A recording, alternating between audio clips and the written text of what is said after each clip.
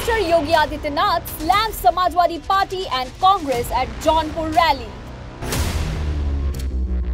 Yogi Adityanath accuses the opposition of historical oppression. Uttar Pradesh Chief Minister likens proposed inheritance tax to Aurangzeb's Jazia. In a fiery address to a public meeting in Jaunpur, Uttar Pradesh Chief Minister Yogi Adityanath delivered a vehement critique of the Samajwadi Party and Congress. He alleged that these parties are struggling to maintain discipline and respect within their ranks and would have exploited the people of Uttar Pradesh during their tenure in power. जो बुरी स्थिति होती है वो Samajwadi party की होती है, क्योंकि ये पार्टी तो एक क्षेत्रीय पार्टी है।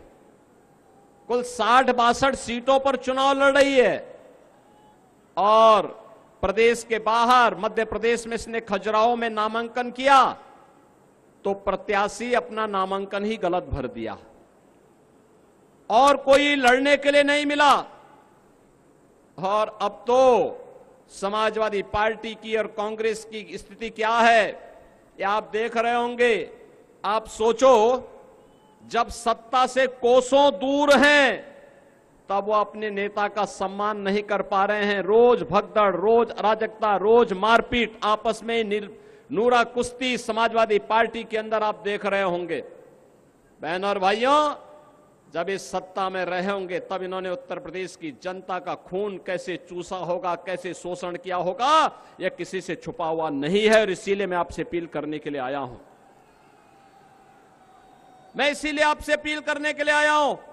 लोकसभा चुनाव के 5 चरणों के माध्यम से आज भारतीय जनता पार्टी 400 पार के लक्ष्य को प्राप्त करने की ओर तेजी से अग्रसर हो रही है और इस 400 पार के लक्ष्य में हमें जौनपुर सीट भी चाहिए। इसी के लिए आपसे अपील करने के लिए मैं आपके बीच आया हूं। Yogi Adityanath's speech also aimed at a recent proposal by Congress and Samajwadi Party regarding implementing an inheritance tax. He drew a controversial comparison, likening this proposed tax to the historical Jazia tax imposed by the Mughal Emperor Aurangzeb. And I quote, Congress and Samajwadi Party say that they will bring inheritance tax. This inheritance tax is nothing but the Jazia of Aurangzeb, unquote, Adityanath declared. Explaining the comparison, he recounted that Jazia was a tax imposed on non-Muslims by Aurangzeb, who offered Hindus the choice to either convert to Islam or pay this tax. And I quote, Aurangzeb had asked Hindus either to convert to Islam or pay Jazia. We need to unmask the soul of Aurangzeb that is entering through the alliance of Congress, unquote, Adityanath urged. और दूसरा, बहनों और भाइयों, मैं इसीलिए कहता हूं कि कांग्रेस और समाजवादी पार्टी के अंदर उनका घोषणा जो कहती है वो ये कहती है कि हम वरासत टैक्स लगाएंगे। ये वरासत टैक्स कुछ और नहीं, ये औरंगजेब का जजिया कर है। जजिया कर, क्या जजिया कर देंगे? अरे स्वतंत्र भारत है, जजिया कर औरंगजेब ने लगाया था। औरंगजेब मुगलों का सबसे क्रूर बादशाह था। औरंगजेब ने अपने भाई की हत्या की। औरंगजेब ने अपने बाप शाहजहां को कैद कर दिया था और शाहजहां ने अपनी जीवनी में लिखा है कि ऐसा कमबख्त पुत्र किसी को प्राप्त न हो। उसने कोसा है, उसने कहा औरंगजेब के बारे में शाहजहां ने लिखा है कि इससे ऐसा कमबख्त पुत्र किसी को पैदा न हो।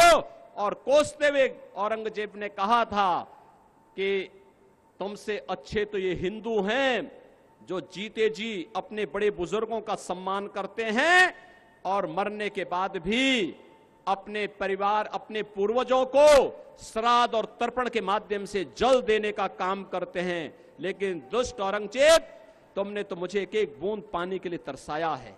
बहनों और भाइयों, ये जजिया कर जो था औरंगजेब का, ये हिंदुओं पर लागू होता था। वो कहता था हिंदुओं को कि तुम या तो मुसलमान बन जाओ और नहीं तो तुम्हें जजिया कर देना होगा। बहनों और भाइयों, हमें कांग्रेस और समाजवादी पार्टी के इस गठबंधन के माध्यम से जो औरंगजेब की आत्मा आज घुस रही है, इसको पूरी तरह बेनकाब करना होगा। और इस The Chief Minister's remarks come at a time of heightened political tension in Uttar Pradesh, with the upcoming elections seeing intense campaigning and strategic alliances. Adityanath's speech is a part of a broader narrative being pushed by the Bharatiya Janata Party to frame the opposition, particularly Congress and Samajwadi Party, as entities that pose a threat to the state's stability and harmony. By invoking the historical figure of Aurangzeb, Yogi Adityanath aimed to strike a chord with the Hindu electorate, drawing parallels between the past and present perceived threats to their cultural and religious identity. His rhetoric suggested that the proposed inheritance tax is a modern-day equivalent of historical oppression, thus seeking to galvanize public opinion against the opposition parties.